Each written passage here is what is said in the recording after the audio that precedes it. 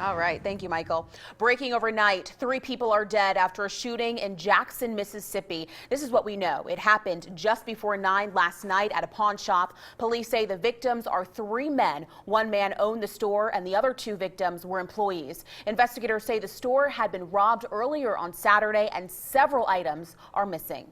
We also have evidence to make us believe that there have been some type of surveillance equipment stolen from the establishment as well. Police are still looking for suspects this morning. Turning our attention now to this sad story out of Arkansas. A 3-year-old is dead after being shot in Little Rock. Police say the child was struck by the bullet after a road rage incident. The child's grandmother was driving to a JCPenney store when she noticed that the boy had been hit. The police chief calls the shooting a senseless act of violence. I certainly have no information to say that anyone in this family has done anything to cause this young person's life, but this is about as frustrated as you can be as a public safety official or just a plain citizen. Police are still searching for suspects in the case. This is the second shooting in less than a month that involves a child. A 2-year-old girl was killed just before Thanksgiving. Continuing coverage this morning after President-elect Donald Trump makes a return to Mobile, Alabama. It serves as the last stop on his thank you tour after winning last month's election. And as CBS 42 News anchor Lee Garner reports, he calls Alabama actually the place where it all began. Surrounded by supporters and speakers like evangelist Franklin Graham. And I don't have any scientific information. I don't have a stack of emails to read to you. But I have an opinion, okay? I have an opinion. I believe it was God. President-elect Donald Trump returned to Ladd-Peebles Stadium to fulfill a promise to Alabamians that he would come back to the state after winning the election. This is where it all began. Remember that incredible rally we had? Another familiar face in attendance, Alabama Senator Jeff Sessions, now Trump's pick for Attorney General. It was an eye-opening event for the entire world and certainly the United States political establishment. Trump touched on many of the issues discussed throughout his campaign, lowering the business tax rate, restoring respect for the American flag, and taking care of veterans among them. People that come into the country illegally, people that come into the country and cause problems, they're taken care of better than our vets in many cases. So, yeah. Time to take care of our vets.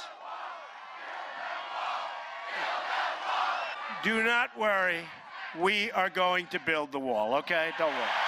Don't even think about it. That was Lee Garner reporting. Trump told the crowd he also wanted to return to Mobile because there was, quote, no better place to celebrate than right here in Alabama. All right, new this morning, Rexnord finalizes a deal to ship 300 jobs to Mexico. It comes after President-elect Trump called the company out on Twitter for moving jobs overseas. Now, layoffs will start in February of 2017, 2 months earlier than expected. All of this comes just after it was announced some carrier jobs would be saved because of a tax incentive to the company for keeping jobs in the U.S. Meanwhile, a lot of workers are speaking out about their jobs. Take a listen. You know, Carrier got their severance package, and President Trump got, something done there. We're still hoping that he gets a hold of Rexnord. I don't know if he has. I hope there's still a way for them to see this and do something.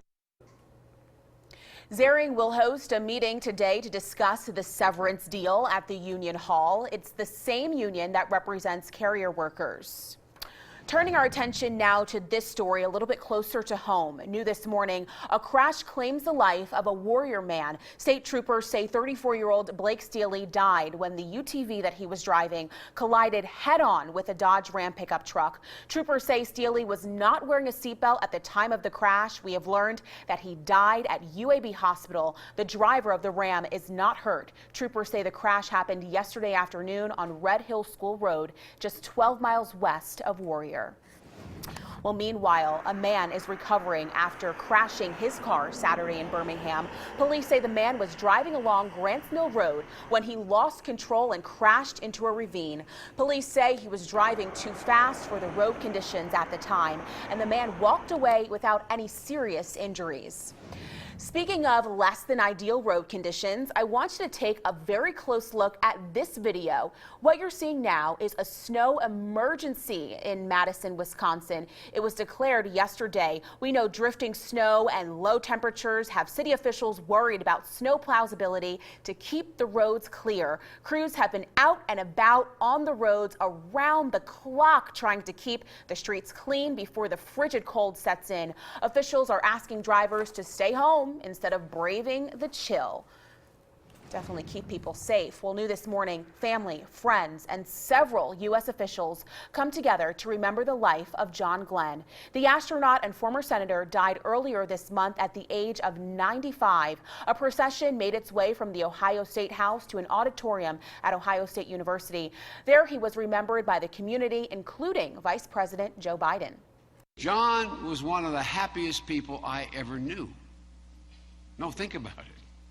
One of the happiest people I ever knew. He had that infectious smile. Biden went on to say his favorite description of John Glenn was one he recently heard by Secretary of State John Kerry. He said that Glenn came out of the heart of the country and stole America's heart. Glenn will be buried at Arlington National Cemetery next spring.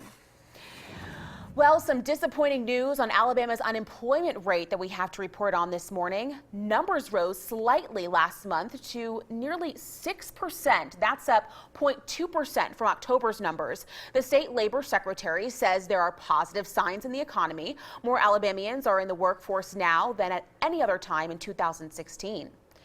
Your time right now, it is 6:10. Okay,